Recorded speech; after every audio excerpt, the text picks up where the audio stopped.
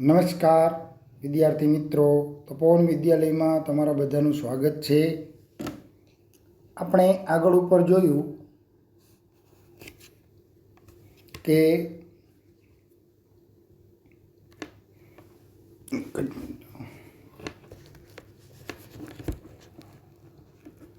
વૃષ્ટિય જળ વરસાદનું, પૃષ્ઠીય જળ પાણી ઉપરનું, ભૂમિગત જળ જમીનની નીચેનું, કેટલું પાણી છે, ક્યાં ક્યાં છે, ભૂમિગત જળ ક્યાં ઉપયોગી છે, દક્ષિણ ભારતમાં ભૂમિગત જળ ઓછું છે તો કેમ છે, પર્વતીય વિસ્તારને કારણે. રાઈટ. હવે વાત કરીએ આપણે જળ સંસાધનો અને એનો ઉપયોગ, કેવી રીતે એનો ઉપયોગ થાય છે અને મોસ્ટ ઓફલી વધારે પડતું પાણીનો ઉપયોગ ક્યાં કરે છે. તો ભારતમાં લગભગ 84% જળ સિંચાઈ માટે ઉપયોગી છે. મોસ્ટ આઈએમપી આ લીટી છે. ભારતમાં કેટલા ટકા જળ સિંચાઈ માટે ઉપયોગી છે? તો કે 84%. જેમ કે 1 કિલો ઘઉં ઉત્પન્ન કરવા માટે લગભગ 1500 લીટર પાણીની આવશ્યકતા રહે છે. ખાસ યાદ રાખજો હો કે 1 કિલો ઘઉં માટે કેટલા લીટર પાણી જોઈએ? 1500 લીટર. રેડી?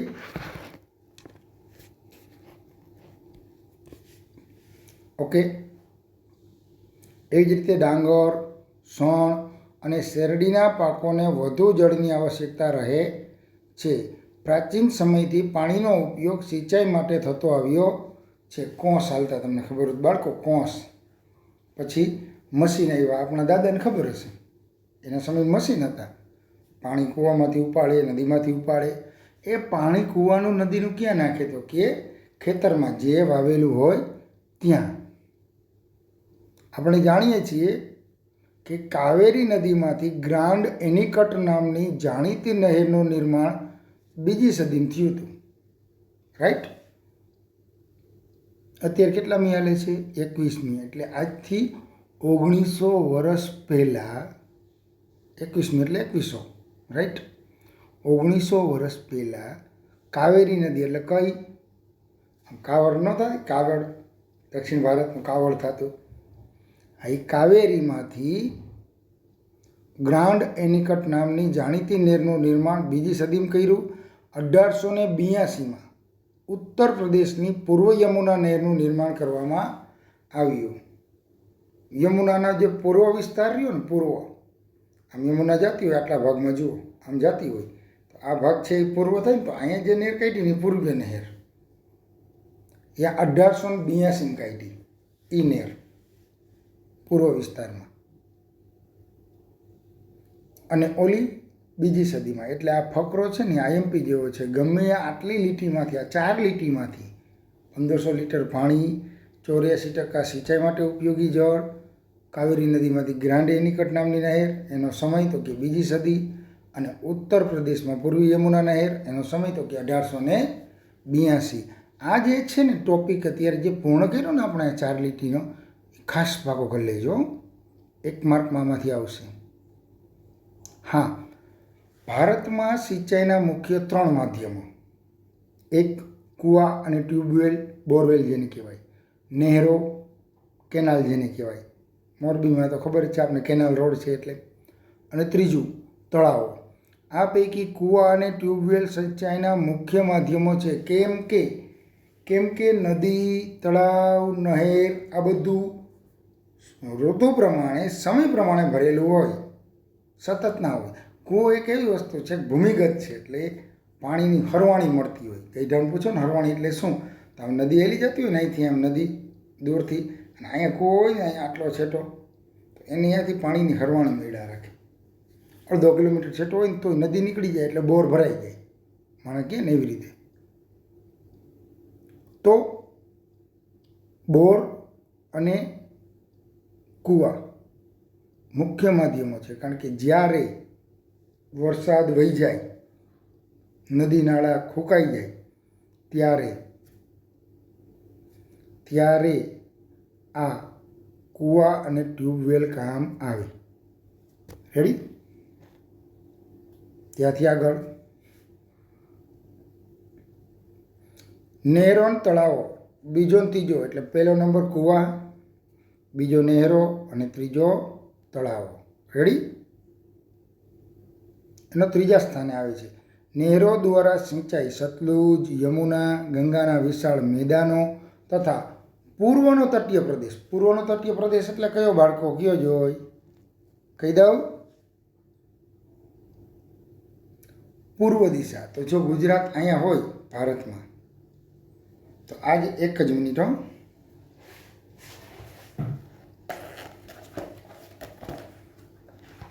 પૂર્વ દિશા બતાવું તમને બાળકો.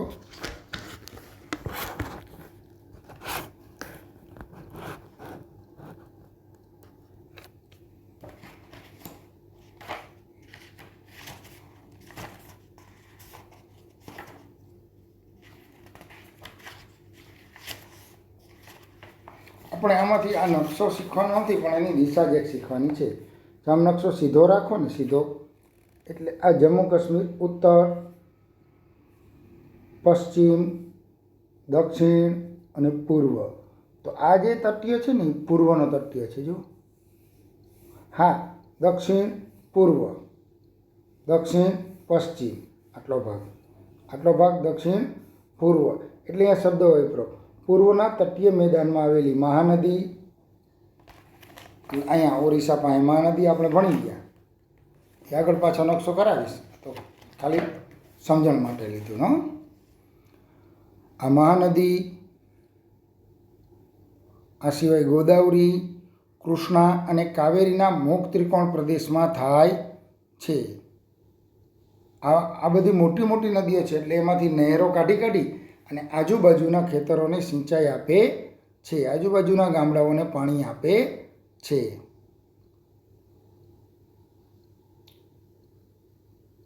કૂવા અને ટ્યુબવેલ એ કાપના મેદાનોમાં સામાન્ય છે. શું કામ? કાપનું મેદાન હોય ને, પોચું હોય, એમાં કૂવો કરવો હોય ઝડપથી થાય, અને બોર કરવો હોય ને એ ઝડપથી થાય. પહાડી ઇલાકામાં એ વસ્તુ ન જોવા મળે. પહાડી ઇલાકામાં ભૂમિગત જળ ન હોય. જ્યાં વધુ માટી, ત્યાં શોષિત પાણી જાજુ, પથ્થર પાણી શોષે નહીં. એટલે અને તળાવો દ્વારા થતી સિંચાઈ પૂર્વ અને દક્ષિણ રાજ્યોમાં, નીચેના ભાગમાં, આગળ જ વાત કરી ને, એને કુદરતી રીતે તળાવ કરવું થઈ જાય. જો ફરતે પહાડ હોય, પહાડ આમ ફરતે આટલો ખાડો હોય, તો હવે આપણે કરવાનું કેટલું રહ્યું ખબર? અહીંયા જે હોય ને વસ્તુ, એને કાપીને ખાડો વધારવાનો પૂરો. આ મોટું તળાવ થઈ ગયું. કેવું? તો કે કુદરતી. કેમ? તો કે ફરતે પહાડ હતો. બરાબર ને? ઓકે, ચાલો આગળ. બહુહેતુક યોજના.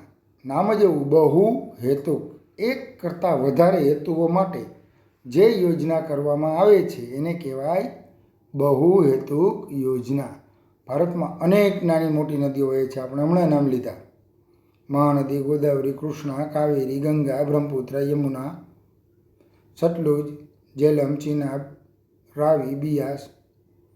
પછી આપણી ગુજરાતની ગણો તો સાબરમતી, નાગમતી, રંગમતી, ઊંટ, બનાસ, સરસ્વતી, રૂપેણ. આ બધી નદીઓ વહે છે ગુજરાતની. જે હું બોલ્યો એમાં સાબરમતી, નર્મદાને કદાચ બાદ કરો, બાકીની બધી ગુજરાતની કેવી નદીઓ? નાની. હવે જોજો, આનું કારણ ભારતનું ભૂપૃષ્ઠ એવું છે, આપણું જમીનનો ભાગ એવો છે ઉપરનો, કે કોઈ પણ નદી એક યા બીજી રીતે બીજી નદીને મળે જ. હવે શું થાય? આ મોટી નદી જાય છે, બરાબર? આમથી એમ નાની નદી આ ચાર આવે છે. જુઓ, આ ચારે એ પાણી આને દઈ દે. આમ પોતે આમ સમુદ્ર, અહીંયા સમુદ્ર હોય તો અહીંયા સુધી જવાનું ત્યાં નહીં ધરાવે. આ મોટી નદી જાય છે, રાઈટ? એને પાણી પોતાનું આપી દે. તો આગળ જોઈએ, ઘણી બધી નદીઓ બીજી નદીઓને મળીને તેનું જળ સમુદ્રમાં ઠલવે છે. આ જળનો ઉપયોગ અનેક હેતુઓ માટે થાય છે. આને કહેવાય બહુહેતુક યોજનાઓ. અને ઘણી બધી નદીઓ ઉપર બહુહેતુક યોજનાઓ બનાવવામાં આવી છે. આ બહુહેતુક યોજના એટલે કે નદી ખીણો સાથે સંકળાયેલ વિભિન્ન સમસ્યાઓ હલ કરી એમાં પૂર નિયંત્રણ, જમીન ધોવાણ અટકાવવાનો, સિંચાઈ, પેયજળ, ઉદ્યોગ, વસાહત વધારાનું બધાને પાણી મળે, વિદ્યુત ઉત્પાદન, આંતરિક જળ પરિવહન, મનોરંજન, વન્યજીવ રક્ષણ અને મત્સ્ય ઉદ્યોગનો પણ સમાવેશ થાય, એટલે કે મત્સ્ય પાલનનો. હું એક શબ્દ એવો બોલ્યો અહીંયા કે ઉદ્યોગ વસાહતોને પીવાનું પાણી, સિંચાઈનું પાણી વધુ મળે. અપાતું પાણી તો શબ્દ એને મૂક્યો હોય, વધુ મળે એ કેમ હું બોલ્યો? જે નદી જાતી હતી, સાંભળજો શાંતિથી, જે નદી ચોમાસા દરમિયાન અહીંયા એનું ઉદ્ગમ સ્થળ એને અહીંયા એને જવું છે, રાઈટ? આ માની લો કે આ 300 કિલોમીટર છે, આવડી હોય નદી, એમાં કંઈ ગભરાવાનું ન હોય. અહીંથી ગઈ ને અહીંથી નીકળી ગઈ, પાછો આમ જ ઢાર હોય એટલે તો રાટ કરતી નીકળી જાય સ્પીડમાં. કહેવાનો મતલબ અહીંયા એ છે કે એ બધી જે આમ નદીઓ ઢાળમાં દોડીને ભાગતી હતી ને, ત્યાં વચ્ચે આડબંધ કરી દીધા, મોટા ડેમ કરી દીધા, જેમ કે આપણો નર્મદા. હવે ડેમ કરીને શું થયું? તો જો આમ ઢાળમાં જે નદી ભાગી, ઉપર કાંઠે વધુ વરસાદ પડ્યો તો નદી પોતાના પારા તોડી અને આજુબાજુના ગામમાં ઘૂસી જશે, પૂર આવશે.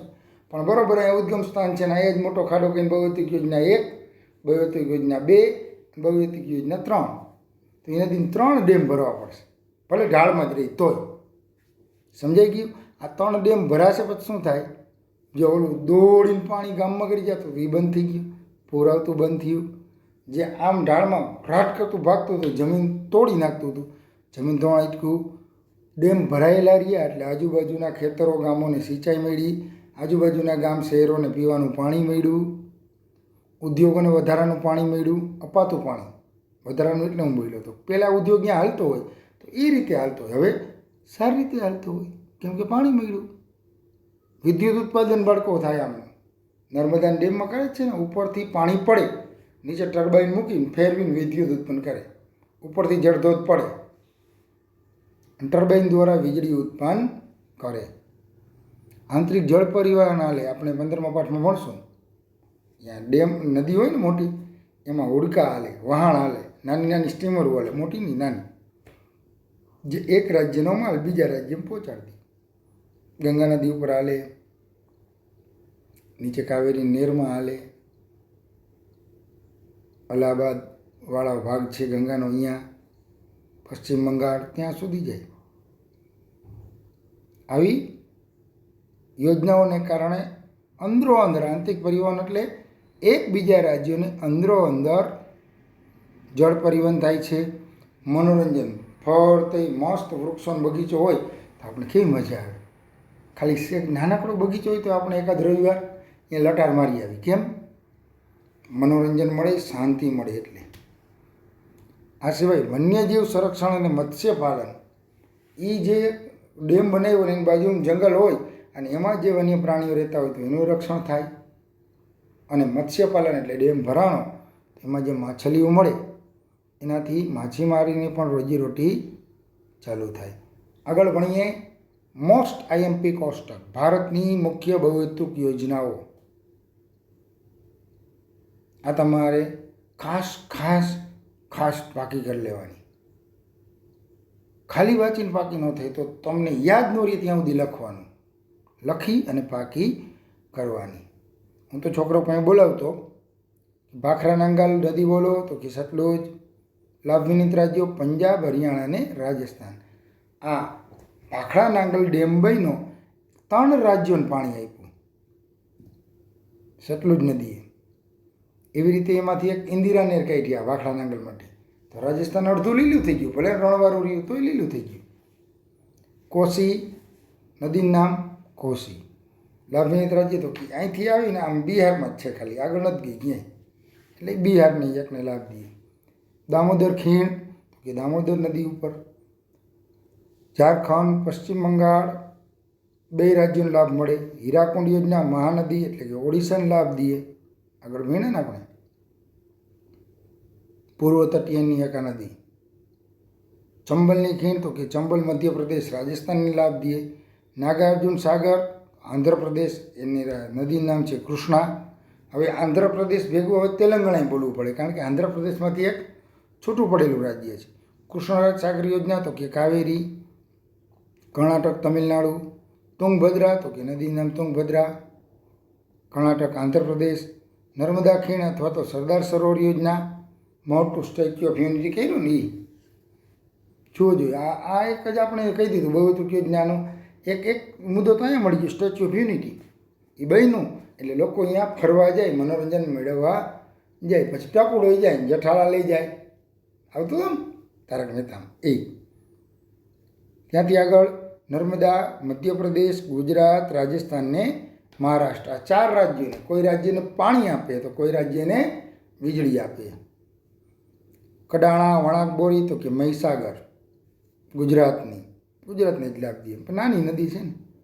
ઉકાઈ, કાકરાપાર તો કે તાપી નદી ગુજરાત, અને ધરોઈ તો કે સાબરમતી નદી ગુજરાત. યાદ રાખજો, ખાસ બોલી જાઉં છું, જે તે રાજ્ય પણ બોલું છું. સતલુજ નદી તો કે પંજાબની, કોસી તો કે બિહારની, દામોદર તો કે પશ્ચિમ બંગાળની. હા, લાભ બાજુના રાજ્યને ચોક્કસ મળ્યો, પણ મૂળ પશ્ચિમ બંગાળ. મહાનદી તો કે મૂળ ઓડિશા, ચંબલ તો કે મધ્યપ્રદેશ, કૃષ્ણા તો કે તેલંગાણા. ઉદ્ભવ સ્થાન કૃષ્ણાનું મહારાષ્ટ્ર છે, પણ અહીંયાથી તેલંગાણા થઈને નીકળે છે આંધ્રપ્રદેશના વિશાખાપટ્ટનમ પાસે દરિયાને મળે છે કાવેરી. કર્ણાટક, તમિલનાડુ તો એ મુખ્ય રાજ્ય કર્ણાટક, પણ કર્ણાટકમાંથી થઈ અને આમ થતી તમિલનાડુમાં થઈને દરિયાને મળે છે.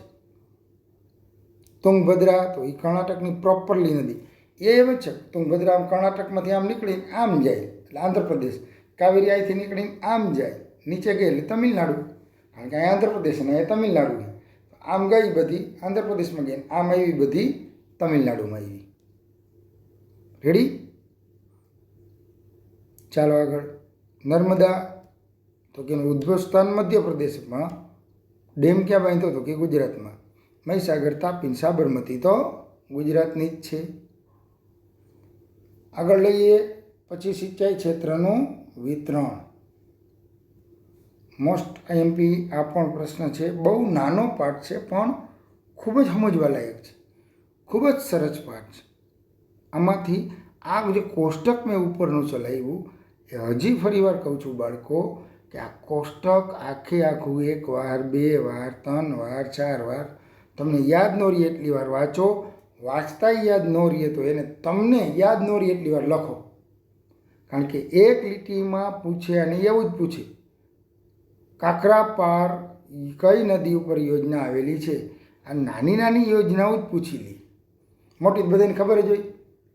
નર્મદા ઉપર કઈ યોજના છે તો સરદાર પટેલનું સ્ટેચ્યુ હોય તો સરદાર સરોવર યોજના જોઈ, પણ નાની નાની નદીઓ પૂછી લે. ઉકાઈ ડેમ એમ પૂછે, ઉકાઈ ડેમ કઈ નદી ઉપર? તાપી. ધરોઈ, સાબરમતી, આવું પૂછી લે. ઓલી તો બધાને ખબર છે, નાગાર્જુન સાગર યોજના તો એ તો કૃષ્ણા જ હોય. રેડી? અત્રે અહીંયા આપણા પીરિયડ પૂર્ણ કરી છીએ. જય હિન્દ, જય ભારત.